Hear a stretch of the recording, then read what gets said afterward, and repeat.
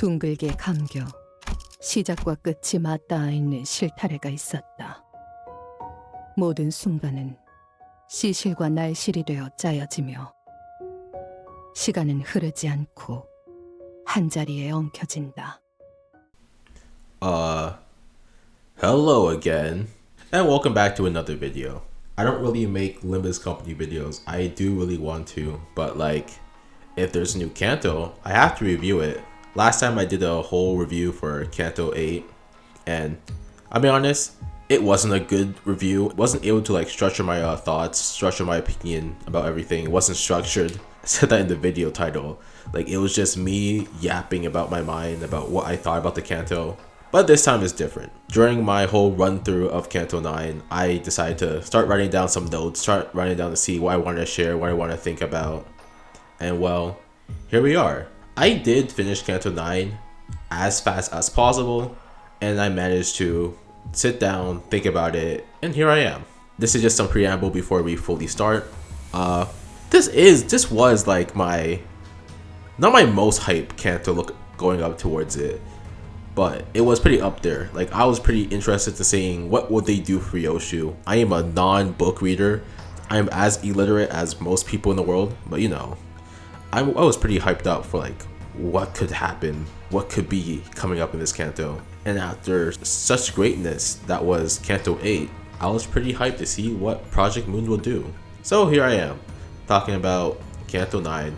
I think one last thing I want to preface was that like, this Canto was different, as in it didn't have a intervallo leading up to it. King Jung-hoon, our god and savior, had to show out his support for Arknights with that Arknights collab, and it took over our second intervallo. So I guess that did cause some problems that I will get into it pretty soon. But I would say I was pretty hyped for this Canto either way. I wanted to see how they would adapt the story of Hellscreen and all the other stuff that the main author wrote. And so our deep dive commences. So first thing I want to get off is that part 1 was a pretty good part 1. Like, I think a lot of Cantos have an issue of part 1 being set up, but it's boring setup and they waste time doing so much without showing so much. And so like, part 1s are usually just some of the drags, some aren't as great or as flashy compared to everything else. But what I would say right now about Canto 9 is it gets straight to the point. Like, after being stuck at H Corp for the past 15 years, I feel so bad for Ji-chun. She probably thought we were gonna leave back in Canto 8. We stuck there for like the next 15 hours. But yeah, Canto 9 starts out with a bang, because of course it did, with an ambush for a distress single, and most of all, attack out of nowhere by none other than the House of Spiders.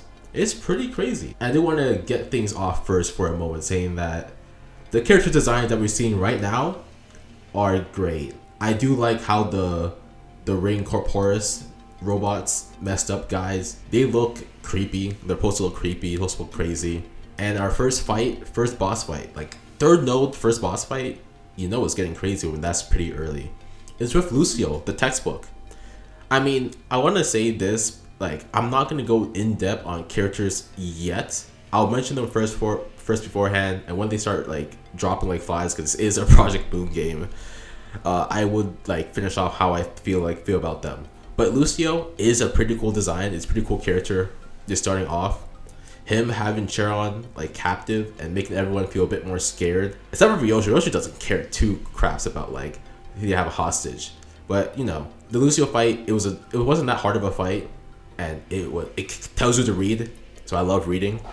I call myself illiterate, but I do love reading stories. But yeah, only weird thing I would say is that there was no like Charon voice lines, no sprite, no nothing. They just said she's kidnapped, and that's stalling the Red Gaze, and it doesn't put Virgilius on Fraud Ross. It doesn't put him on Fraud Watch, but like, come on, dude, you could have easily killed the Nurse Father and get away with it. But who cares? Moving on to getting into the LCE. It's nice that we return back to a location we've been to before. We've been here during the intervallo, the checkup, so we know how peaceful, or sort of peaceful, this place is. And seeing it all worn torn down, seeing enemies crawling around, us worrying about literally everyone, it's pretty scary. Super, super scary. And I think it's also was scary seeing Alyssa injured this early on. Like people assume they're gonna die, and I was scared too. But happy she's alive at this current moment. But you know, Ryoshu starts getting her flashbacks. Ryoshu starts getting her character development. It's good that you get these type of flashbacks, get these type of character moments in the past, and seeing how different a lot of this stuff is. Because I think Ryoshu's like she was a lot different because she wasn't like scared knowing that these guys finally caught up to her, but she just know that shit, it's my turn. I gotta lock in. You know, difference between like Hanlu just still not caring because he never cared. But yeah, Alyssa told us to be careful. We will be careful. And as more of these wrapped up memories started to happen here and there and everywhere, you know, it started to become a problem. And I think also here was where we started to get this whole theory out of nowhere, where I think, okay, the whole theory was that like, I haven't seen Rashomon, but that was a big thing going on, because I guess beforehand during like part 1 and stuff, there were multiple CGs and stuff where there was like quite a bit of, I would say, like differences between what we saw during the story and what is showing in the CGs in the theater, and made people think that it was stuff like Ryoshu not holding anything in one part where she's actually just holding the spiral, Alyssa's hair being down in one and not being down in the other, Ryoshu's sword in one part. Like it was creating after this whole theory thing. I'm telling you right now, it meant nothing. It was just a mistake. That's what happens to read into things too quickly. And then part 1 generally just getting to the rest of the survivors, finding back old bosses but with new like gimmicks. They were fine. It's nothing too crazy. It's rehashed, it's filler, you can say that, but it's nice filler. Cause at least it's a bit updated, not like a win rate, not like win rate central. Yeah. But still, beating against these old bosses but more built up, we finally made our way to the, you know, the holdout, the safe room, where you get to see our good friends again, Martin, Hohenheim, LCD. It's all pretty crazy. We got Otis drip dropping theory knowledge, the whole like unit back in the Smoke War. I did not read Distortion Detective, don't tell me about anything. But yeah, also Engdu and Bamboo Hat Kim are in the LCD. Hopefully they do something this Canto. That's called foreshadowing. Anyways, so we figured out we need to get the power back on, get the Golden Bows, all that stuff. And so we split up into teams. We do that. And we get split up anyways, because of course we need to get split up. And I do really like our small group that we had during our split up section, because we had Mersault, Yiseng, Gregor, and Ryoshu. Ryoshu is your Canto, Gregor is just a fun guy.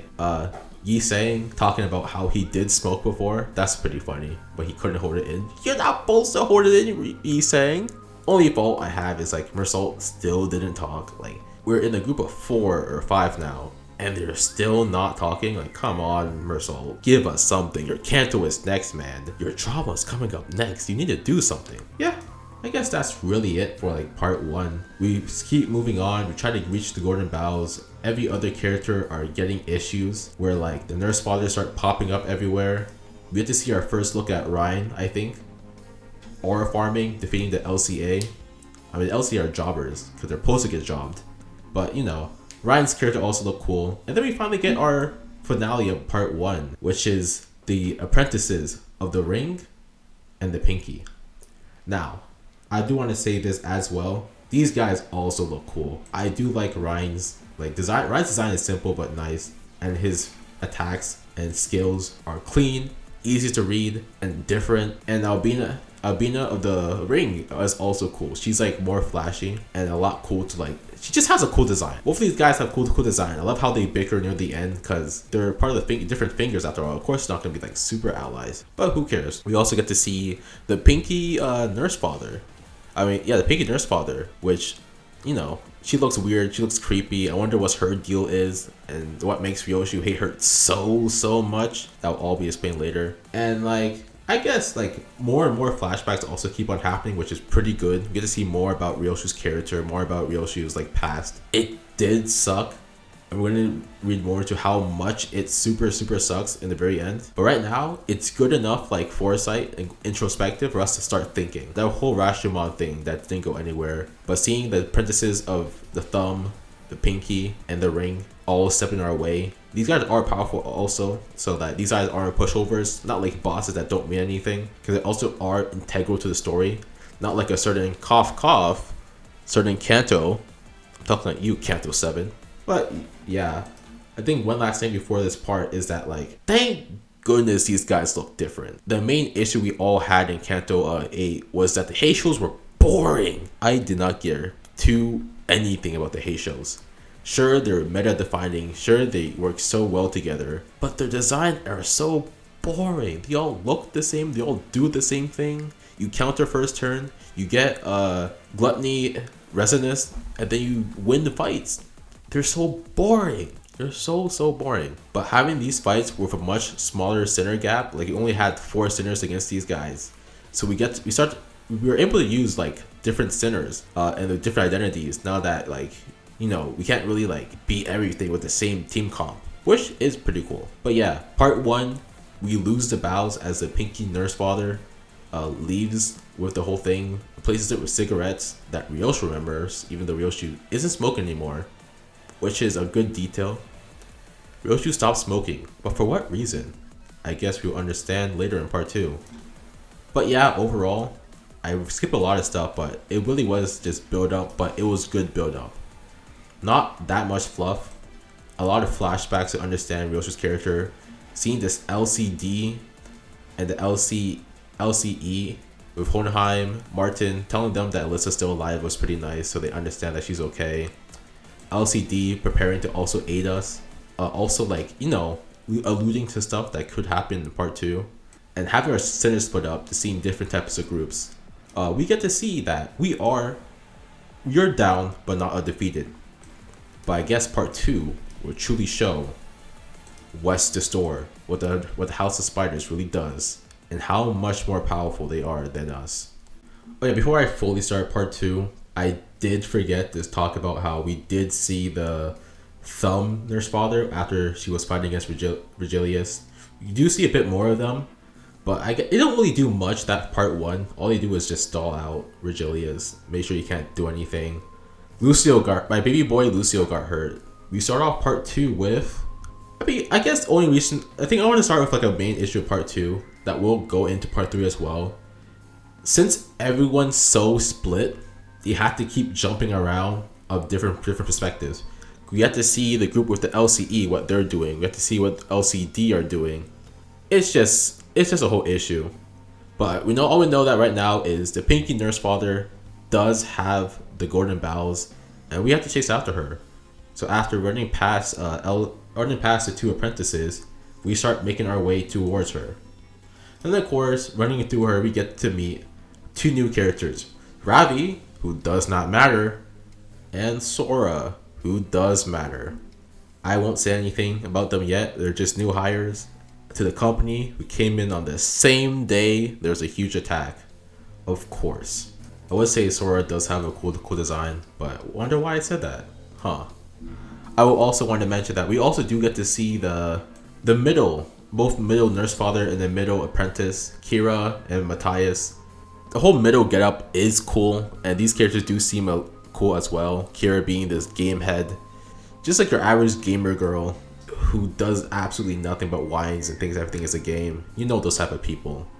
We all know this type of people. But anyway, those guys are cool. And as we keep moving on, we get to see how much we're struggling. Like, I'm not even being like funny anymore. Like, LCD literally don't have the firepower to take on like Matthias. They don't have firepower to take on like Kira as well. And these type of struggles will keep on going. And of course we get more flashbacks, seeing how just so not abusive, but like harsh these guys are abusive. They're abusive, they're rude, they're careless of Ryoshu's thoughts and feelings. It does suck how Ryoshu had to live through that. And now of course I want to say a funny joke. We had a Shock Centipede boss node, and then they gave us Shock Centipede number 2. Like, what? You can't just give us Shock Centipede where you fight the Shock Centipede, and then Shock Centipede 2 where you don't fight the Shock Centipede. Come on, just name it something different. Come on, guys. Then on, we do see a lot more about Ryoshu's, I think a lot more about Ryoshu's just character. And seeing like why did she like join Limbus company, and it does reflect us a lot on like Limbus Company is such a weird company. We don't know what they are, but all these guys from different parts of the city with different backgrounds, they're all here for the same reason. So we need those golden bells. And of course we push onward. And push onward we must, even though everything is falling apart. Like, come on. Like, I think we do get to find out that our fight against Sora is... I said that too early. But yeah, Sora did reveal herself to be the Index apprentice. And I do like her pretty much. I get it. Her aura did lose a bit because she was spoiled by the Dawn ID that we got. I don't get why they did that. Why didn't you just push Dawn like later on? Like just have the Kira Ishmael. I don't know if that's a spoiler. It doesn't matter who gets the identities, but like Kira Ishmael, have that on that second week, and then push the Dawn one till later on. Is it that simple? It is that simple. But yeah, the Sora fight. I do, like I already said, I do like her design, and her fight is hard. You only have 4 sinners. You're fighting against an Index who gets stronger when they get their prescripts done. And the whole reveal about her, it used to be okay. And then she hits us with the everything. Like, dog, we fighting top tiers now. We got people with ego. We're fighting people with ego. We're fighting people with Shin. We're fighting people with Mong. What are we doing here? Dog, I have level 40 sinners. We can't win against this. What are we supposed to fight? What are we supposed to do about that? And of course, after that Sora fight, you really get to see how, not underprepared, but how harsh everything will be getting. And we need all the help that we can get.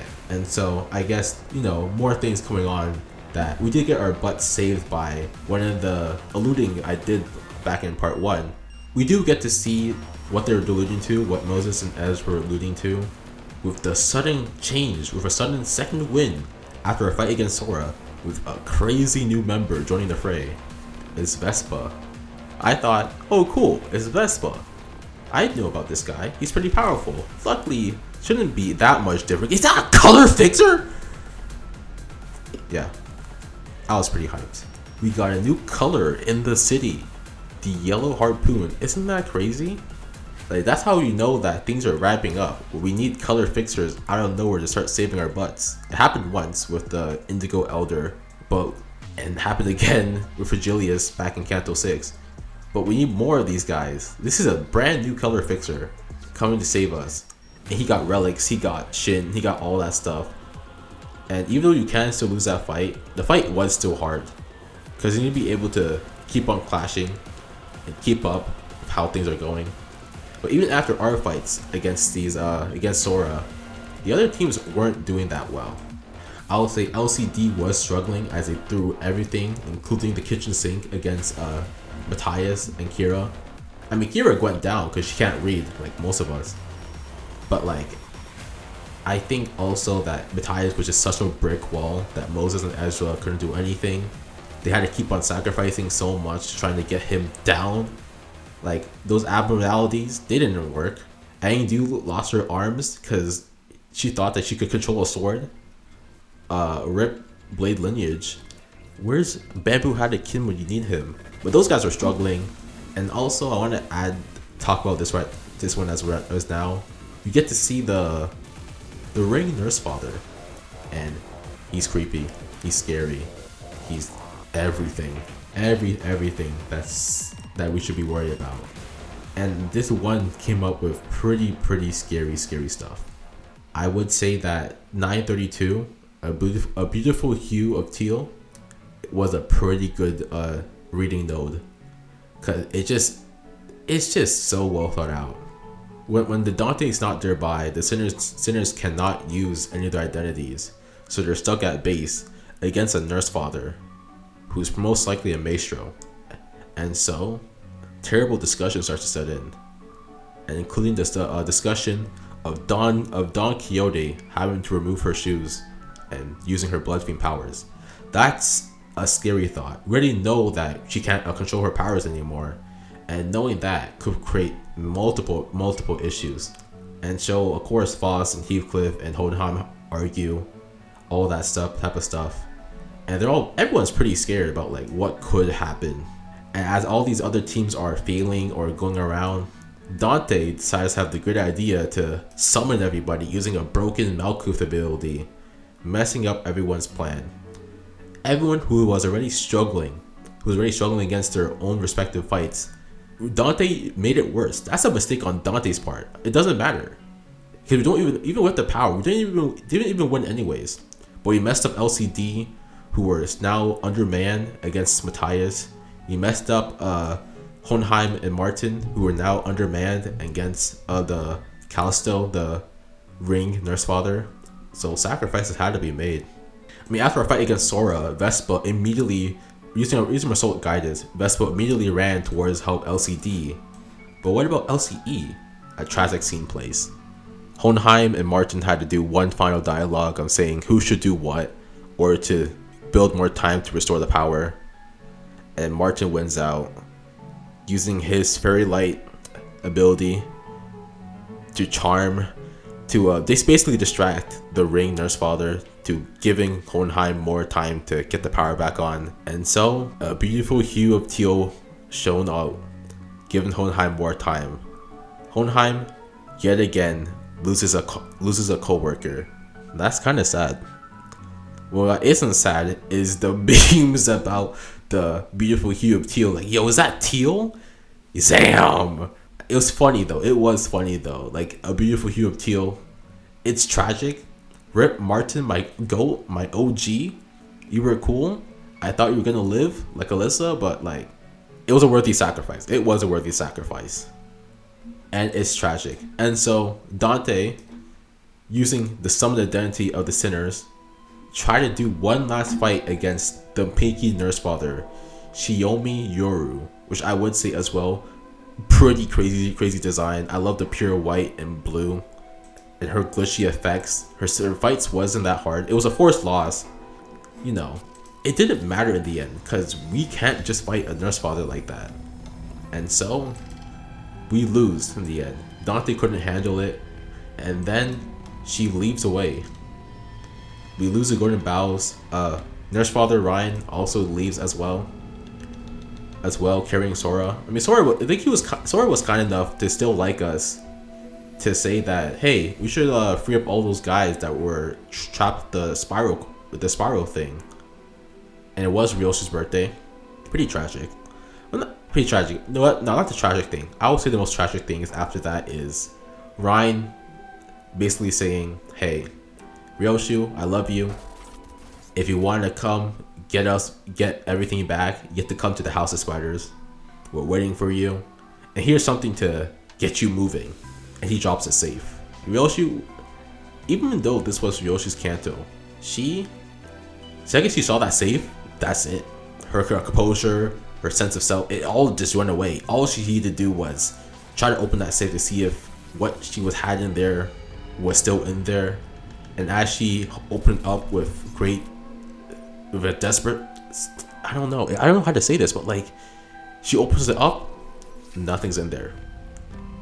Like, God, like, that scene actually did hurt me a bit, because like, Ryoshi, that was Ryoshi's reason to live. Like, she kept on doing what she was doing because she knew that whatever was supposed to be in there should be in there, and she's not.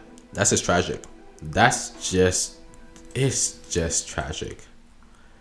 And so that ends part 2. It ends part 2 on a sad note. The whole raid on LCE can be considered a success. We didn't kill any Nurse Father. We didn't kill any apprentice. Everyone was able to leave out. Virgilius got Charon back, but it didn't really matter. Valencia Lucio leaves. Kira and Matthias leaves. Both apprentices of the Ring and Pinky, like Ren and Abina, leave. Ryan, all those Nurse Fathers leave, and it doesn't matter. We lost, and that's a tragic end to our part 2. And yet again, I want to say that all these designs were so cool. And also, one thing I want to add right now, since we've seen everybody, all the music that the Nurse Fathers have, they're all so great. They each have their own flair, their own like anything. Like the thumb, how the thumb sounds, how the ring sounds, how the index and the middle sounds, how the pinky sounds. And the pinky sounds the most like weird because that's called foreshadowing. But like, you know, it's tragic because that was Ryoshi's blood. Ryoshi's daughter supposed to be in that safe.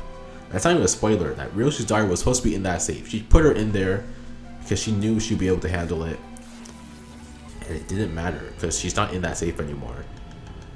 And so part 3 is a finale where we have to fight. We have to invade through the House of Spiders. Power gets back on and the proper LCA starts running house, cleaning up everything. Angdu lost both her arms. Martin's gone. Everyone's messed up and sad.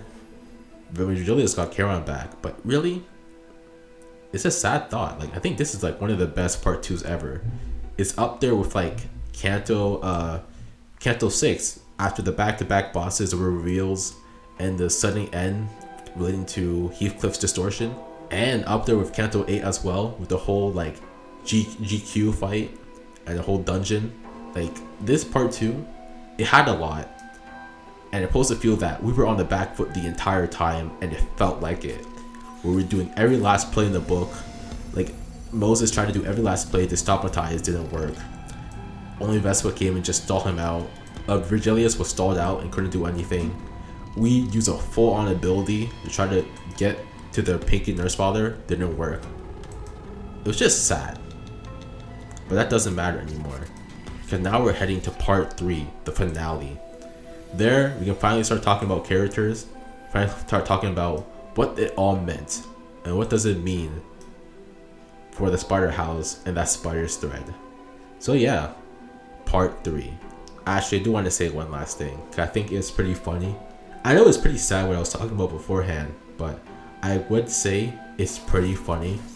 Part 3 being the whole raid, and we all know it was going to be the raid, and seeing all these different groups from Limbus Company joining together to fight off against the House of Spiders. We got pretty funny memes during that time. I love the memes saying that Alyssa, who was going to join the raid, being a suicide bomber with her ego like uniform, like, yeah, get their ass, Alyssa.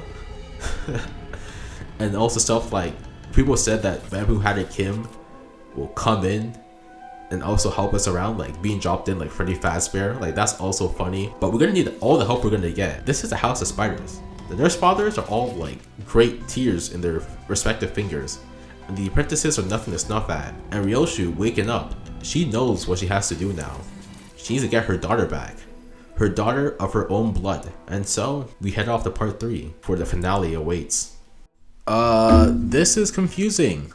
So I actually do have the recordings done for part 3, but like, the part 3 recording is so long that I don't like to add it onto this part as well, since this part, my whole talk part 1 and part 2 were also super long. So I'm just gonna do this. This will be just part 1, and sometime later I'll have part 2 done. Yeah, sorry about that. I think my yapping took too long. But yeah, like, part 2 will be coming soon. I'll see you later. Goodbye.